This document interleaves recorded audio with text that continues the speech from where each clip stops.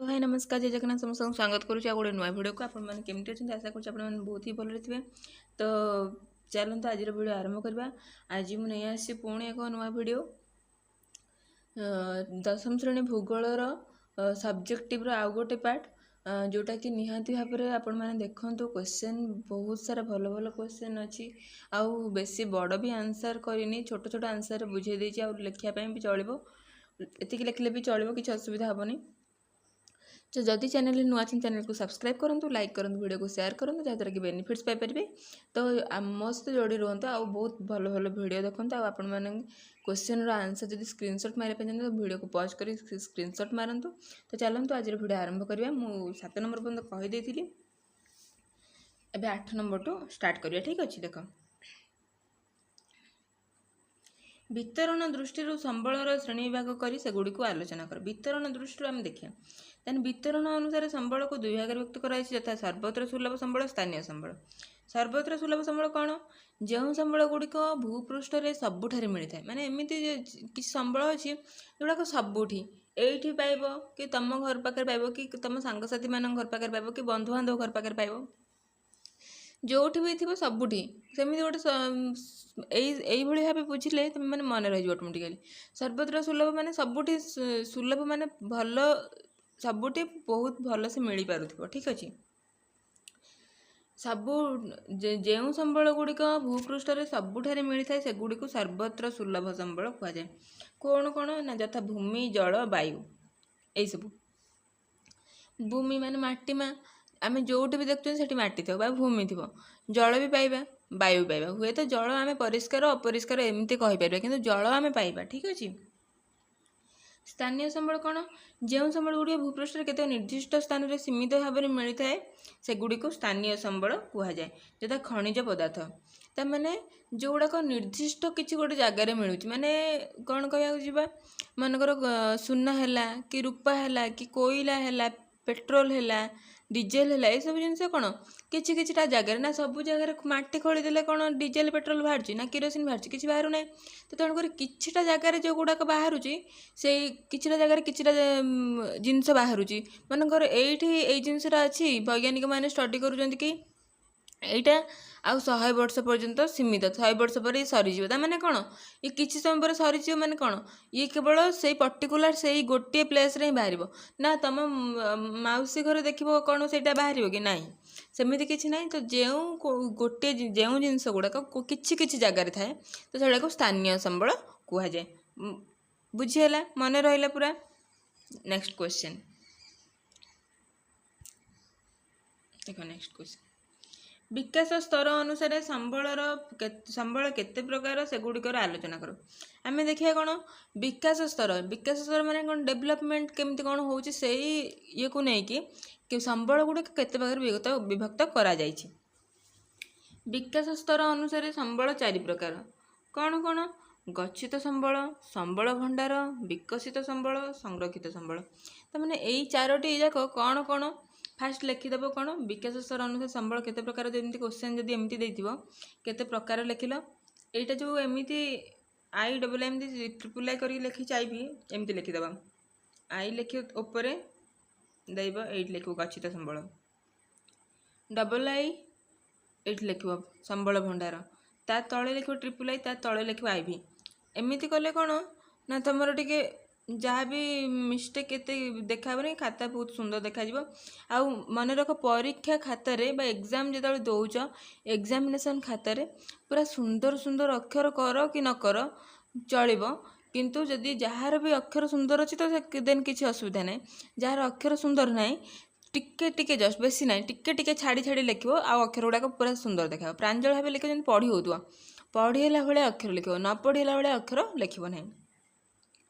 तो फास्ट देखिए आम कौन गच्छित संबल जो संबल प्रकृतिर गंताघर अव्यवहृत अवस्था रही प्रच्छन्न बा गच्छित संबल कहुए। उदाहरण स्वरूप कौन समुद्र तरल खनिज पदार्थ गुजरात और राजस्थान सौरशक्ति पवन शक्ति इत्यादि तमाने एगुड़ाक कौन गच्छित संबल ये सब अच्छी माने व्यवहृत है ना ताकू मैंने कई बाहर कर पारि ना कि कई इन्वेंशन कर पारि ना से व्यवहार हो पारि ना। तो सेटा कौन कहते गच्छित संबल कहते।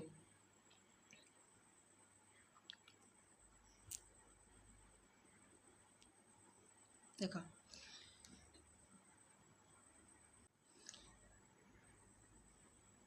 ସମ୍ବଳ ଭଣ୍ଡାର ପରିବେଶରେ ଥିବା ପଦାର୍ଥ ଯେଉଁଗୁଡ଼ିକ ମନୁଷ୍ୟର ଆବଶ୍ୟକତା ପୂରଣ କରିପାରିବ, ମାତ୍ର ଆଜିକାଲିର ଜ୍ଞାନ କୌଶଳ ଅନୁସାରେ ସେଗୁଡ଼ିକର ବ୍ୟବହାର ହୋଇପାରିନାହିଁ, ଏଭଳି ପଦାର୍ଥ ସମ୍ବଳ ଭଣ୍ଡାରର ଅନ୍ତର୍ଭୁକ୍ତ। ତାହେଲେ ଏଇଭଳି ପଦାର୍ଥ କ'ଣ ସମ୍ବଳ ଭଣ୍ଡାରର ଅନ୍ତର୍ଭୁକ୍ତ। ଆମେ ଜାଣିଲେ କ'ଣ ସମ୍ବଳ ଭଣ୍ଡାର କ'ଣ ପରିବେଶରେ ଥିବା ପଦାର୍ଥ ଯେଉଁଗୁଡ଼ିକ ମନୁଷ୍ୟର ଆବଶ୍ୟକତା ପୂରଣ କରିପାରିବ, ମାତ୍ର ଆଜିକାଲିର ଜ୍ଞାନ କୌଶଳ ଅନୁସାରେ ସେଗୁଡ଼ିକର ବ୍ୟବହାର କରାଯାଇ ପାରୁନାହିଁ। ତାପରେ ଆସିବା କ'ଣ ବିକଶିତ ସମ୍ବଳ। ବିକଶିତ ସମ୍ବଳ କ'ଣ ଯାହାର ବ୍ୟବହାର ଉପଯୋଗୀ କରାଯାଇପାରିଛି ତାକୁ ବିକଶିତ ସମ୍ବଳ କୁହାଯାଏ, ଯଥା ଜଳ, ବିଦ୍ୟୁତ ଶକ୍ତି, ଅରଣ୍ୟ, ଖଣିଜ ପଦାର୍ଥ। ମାନେ ଏମାନଙ୍କର କ'ଣ ହେଉଛି ବ୍ୟବହାର ଉପଯୋଗୀ କରାହେଇପାରୁଛି, ସେଥିପାଇଁ ତାକୁ କୁହାହେଉଛି କ'ଣ ନା ବିକଶିତ ସମ୍ବଳ। ସଂରକ୍ଷିତ ସମ୍ବଳ କ'ଣ ସଂରକ୍ଷିତ ସମ୍ବଳ ଯେଉଁ ସମ୍ବଳ ଗୁଡ଼ିକ ଯେଉଁ ସମ୍ବଳ ପଦାର୍ଥ ଗୁଡ଼ିକର ସନ୍ଧାନ ମିଳିପାରିଛି, ମାତ୍ର ବ୍ୟବହାର ଉପଯୋଗୀ ହୋଇପାରି ନାହିଁ, କିନ୍ତୁ ଭବିଷ୍ୟତରେ ଉପଯୋଗୀ ହେବାର ଆଶା ଅଛି, ସେଗୁଡ଼ିକୁ ସଂରକ୍ଷିତ ସମ୍ବଳ କୁହାଯାଏ, ଯଥା ପ୍ରବାହିତ ଜଳ ଯାହା ବିଦ୍ୟୁତ ଉତ୍ପାଦନ ପାଇଁ ବ୍ୟବହାର ହୋଇପାରୁ ନାହିଁ। ନେକ୍ସଟ ଦେଖିବା। ତାପରେ ଏତିକି ଗଲା ତମର କ'ଣ ବେଶୀ ବଡ଼ କ୍ୱେଶ୍ଚନ୍ ଆନ୍ସର ନାହିଁ, ଯାହା ବି ଅଛି ଟିକେ ଛୋଟ ଛୋଟ ଅଛି। ତାପରେ ଆମେ ଦେଖିବା ଏଇ ବିଷୟରେ ବା ଏଇ ସମ୍ବଳ ବିଷୟରେ କେତେଟା ପାର୍ଥକ୍ୟ ଦର୍ଶାଅଛି, ଠିକ୍ ଅଛି। ତ ଏମିତି ସିକ୍ୱେନ୍ସ ୱାଇଜ୍ ତମେ ବି ଯଦି ପାରୁଛ ଖାତାରେ ଲେଖିକି ରଖ ଏଇ କ୍ୱେଶ୍ଚନ୍ ଆନ୍ସର ଗୁଡ଼ିକ। ଆଗେ 1 ମାର୍କିଆ, ତାପରେ 1 ମାର୍କିଆ ସର୍ଟ କ୍ୱେଶ୍ଚନ୍ ହଉ କି ଯାହା ବି ହଉ, ଏଇ କ୍ୱେଶ୍ଚନ୍ ଗୁଡ଼ାକ ତମେ ପଢ଼ିଦେଲେ ତମକୁ ଆଉ ବହି ପଢ଼ିବାକୁ ପଡ଼ିବନି, ଠିକ୍ ଅଛି। ତ ଯେତିକି ପାର୍ଥକ୍ୟ ଦର୍ଶା ଅଛି ଏଇ ଚାପ୍ଟରରେ ମୁଁ ସବୁଗୁଡ଼ାକ ଆଣିଛି, ତ ନିଶ୍ଚିତ ଭାବେ ଦେଖନ୍ତୁ।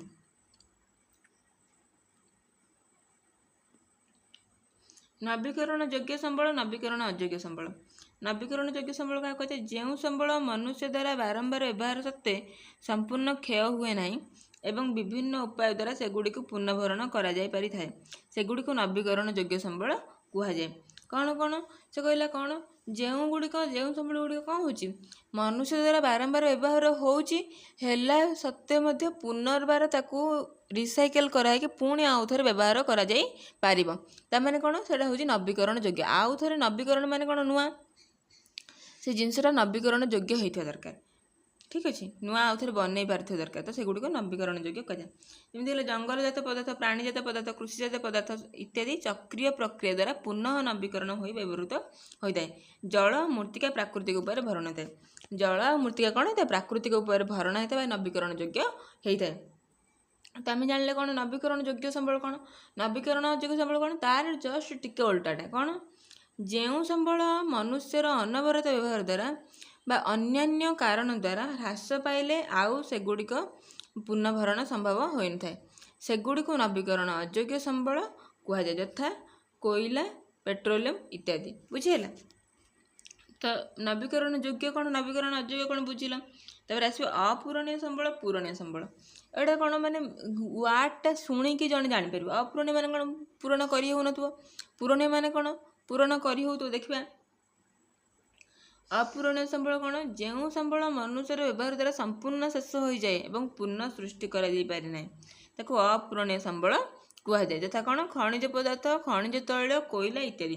ତାମାନେ ଅପୂରଣୀୟ କ'ଣ, ଆକୁ ଆମେ ପୁନର୍ବାର ପୂରଣ କରିପାରିବା କି? ଯେତେବେଳେ ସରିଯିବ ପୁନର୍ବାର ପୂରଣ କରିପାରିବା କି? କରିପାରିବା ନାହିଁ। ପୂରଣୀୟ ସମ୍ବଳ ମନୁଷ୍ୟର ବ୍ୟବହାର ଦ୍ୱାରା ଯେଉଁ ସମ୍ବଳର ପରିମାଣ କୌଣସି ହ୍ରାସ ପରିଲକ୍ଷିତ ହୋଇନଥାଏ, ତାକୁ ପୂରଣୀୟ ସମ୍ବଳ କୁହାଯାଏ, ଯଥା ସୌରଶକ୍ତି, ଭୂତାପଜ ଶକ୍ତି, ଜୁଆର ଶକ୍ତି, ପବନ ଶକ୍ତି।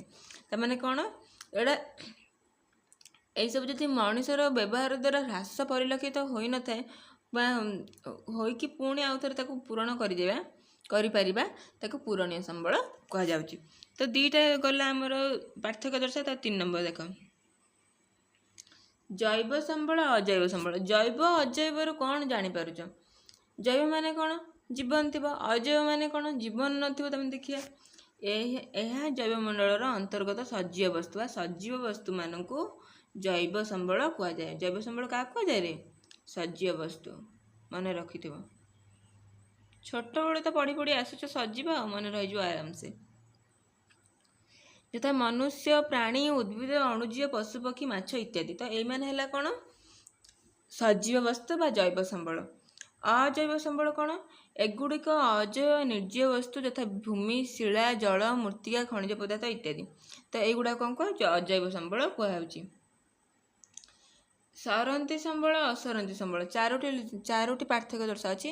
ନବୀକରଣ ଯୋଗ୍ୟ ନବୀକରଣ ଅଯୋଗ୍ୟ ମୋଷ୍ଟ ଇମ୍ପୋର୍ଟାଣ୍ଟ, ସବୁଠୁ ଇମ୍ପୋର୍ଟାଣ୍ଟ ହେଲେ ନବୀକରଣ ଯୋଗ୍ୟ ଆଉ ନବୀକରଣ ଅଯୋଗ୍ୟ। ବହୁତ ଟାଇମ୍ ପରୀକ୍ଷାରେ ପଡ଼େ, ବହୁତ ଟାଇମ୍। ସରନ୍ତି ସମ୍ବଳ ମନୁଷ୍ୟର ବ୍ୟବହାର ଦ୍ୱାରା ଯେଉଁ ସମ୍ବଳ କ୍ରମଶଃ ହ୍ରାସ ପାଇଥାଏ କିମ୍ବା ଶେଷ ହୋଇଯିବାର ଆଶଙ୍କା ଥାଏ ତାକୁ ସରନ୍ତି ସମ୍ବଳ ବା କ୍ଷୟଶୀଳ ସମ୍ବଳ କୁହାଯାଏ, ଯଥା ପେଟ୍ରୋଲିୟମ, କୋଇଲା, ବିଭିନ୍ନ ଖଣିଜ ପଦାର୍ଥ ଇତ୍ୟାଦି। ତାମାନେ ଏଗୁଡ଼ାକ କ'ଣ? ସରନ୍ତି ସମ୍ବଳ। ଅସରନ୍ତି ସମ୍ବଳ କ'ଣ? ଯାହା ବାରମ୍ବାର ବ୍ୟବହାର ସହିତ ନିଃଶେଷ ହୁଏ ନାହିଁ। ଗୋଟିଏ ଯେତିକ ପାର୍ଥକ୍ୟ ଦର୍ଶାଉଛି, ଧର ମନେ କରିଦେଇଥିବ ସଜୀବ ନିର୍ଜୀବ, ତାମାନେ ସଜୀବ ତମେ ଲେଖିଲା ବେଳକୁ ତମେ ଅଟୋମେଟିକାଲି ନିର୍ଜୀବ ଜାଣିଦେଉଛ କ'ଣ ତାର ଓଲଟାଟା, ସେମିତି ସବୁ ଜିନିଷରେ ସେଇଆ ପାର୍ଥକ୍ୟ ଦର୍ଶା ଲେଖିବ ମାନେ ଦେଖିବ ତା ଅପୋଜିଟଟା କ'ଣ ହେଉଛି, ଠିକ୍ ଅଛି, ତା ଓଲଟାଟା କ'ଣ ହେଉଛି, ତା ଓଲଟାଟା ଯାହା ହେବ ସେଟା ଅସରନ୍ତି ସମ୍ବଳ। ମନେକର ସରନ୍ତି ସମ୍ବଳରେ ଯାହା ହେଲା ତା ଓଲଟାଟା ହେବ କ'ଣ? ଅସରନ୍ତି ସମ୍ବଳରେ। ଯାହା ବାରମ୍ବାର ବ୍ୟବହାର ସତ୍ତ୍ୱେ ନିଃଶେଷ ହୁଏ ନାହିଁ ସେଗୁଡ଼ିକ ଅସରନ୍ତି ସମ୍ବଳ, ଯଥା ବାୟୁ, ଜଳ ଓ ସୌରଶକ୍ତି ଇତ୍ୟାଦି। ତାମାନେ ବୁଝିହେଲା? ଏତିକି ପର୍ଯ୍ୟନ୍ତ ଆଜି ପଢ଼େଇଥାଏ, ପାର୍ଥକ୍ୟ ଦର୍ଶା ପର୍ଯ୍ୟନ୍ତ। ତାପରେ ନେକ୍ସଟ ସମ୍ବଳ କାହାକୁ କୁହାଯାଏ, ସମ୍ବଳର ବିକାଶ ତା ଉପଯୁକ୍ତ ପରିଚାଳନା ନେକ୍ସଟ କ୍ଲାସରେ ପଢ଼ିବା, ଠିକ୍ ଅଛି। ତ ଯଦି କାହାକୁ ସ୍କ୍ରିନଶଟ୍ ନେବାର ଅଛି ତ ନେଇଯାଅ। 8 ନମ୍ବର, 9 ନମ୍ବର ନବୀକରଣ ଯୋଗ୍ୟ ନବୀକରଣ ଅଯୋଗ୍ୟ, ପୂରଣୀୟ ଅପୂରଣୀୟ ସମ୍ବଳ, ଜୈବ ଅଜୈବ ସମ୍ବଳ, ସରନ୍ତି ଅସରନ୍ତି ସମ୍ବଳ, ଠିକ୍ ଅଛି। ତ ନିହାତି ଭାବରେ ଭିଡ଼ିଓକୁ ଦେଖନ୍ତୁ, ଜମା ବି ସ୍କିପ୍ କରନ୍ତୁନି, ଆପଣମାନଙ୍କର ନିହାତି ଭାବରେ ବେନିଫିଟ୍ସ ହେବ। ଆଉ ଗୋଟେ ଥର ଭିଡ଼ିଓଟାକୁ ଆସିକି ପୁରା ଦେଖିକି ଯାଆନ୍ତୁ, ସାଙ୍ଗମାନଙ୍କୁ କୁହନ୍ତୁ, ସେୟାର କରନ୍ତୁ କଥାଟା କି ଏମିତି ଏମିତି ଭିଡ଼ିଓ ଦେଖିବା ଦ୍ୱାରା ଆପଣମାନଙ୍କର କ୍ଲିଅର ହେଇଯିବ ନିହାତି ଭାବରେ। ଆଉ କ୍ୱେଶ୍ଚନ୍ ଆନ୍ସର ନିହାତି ଗୋଟେ ଖାତା କରନ୍ତୁ, ଗୋଟେ ଖାତା କରନ୍ତୁ। ଆଉ ସେ ଖାତାରେ କ୍ୱେଶ୍ଚନ୍ ଉପରେ ବ୍ଲାକ୍ ପେନ୍ କିମ୍ବା ବ୍ଲୁ ପେନ୍ ଦୁଇଟା ପେନ୍ ୟୁଜ୍ କରିବେ, ନହେଲେ ରେଡ଼୍ ପେନ୍ ଆଉ ବ୍ଲୁ ପେନ୍ କିମ୍ବା ରେଡ଼୍ ପେନ୍ ବ୍ଲାକ୍ ପେନ୍ ଯାହା ବି ଦୁଇଟା କଲର୍ର ପେନ୍ ୟୁଜ୍ କରନ୍ତୁ। ଆଉ ନିହାତି ଭାବରେ ଆପଣମାନେ ଭିଡ଼ିଓକୁ ସ୍କିପ୍ ନ କରିକି ଯଦି ବି ସ୍କ୍ରିନଶଟ୍ ମାରିକି ଲେଖିବା କଥା ତ ଦେନ୍ ସ୍କ୍ରିନଶଟ୍ ମାରିକି ଲେଖନ୍ତୁ, କିଛି ବି ପ୍ରୋବ୍ଲେମ୍ ନାହିଁ। ତ ତେଣୁ ଆପଣମାନେ ଚ୍ୟାନେଲରେ ଏମିତି ଆସନ୍ତୁ, ଆଉ ଏମିତି ଭଲ ପାଇବା ଦିଅନ୍ତୁ, ଏମିତି ମୋ ସହିତ ଯୋଡ଼ି ହେଇକି ରୁହନ୍ତୁ। ସେଥି ପର୍ଯ୍ୟନ୍ତ ରହୁଛି। Thank you so much. Thanks for watching my video. Till then, take care. Bye.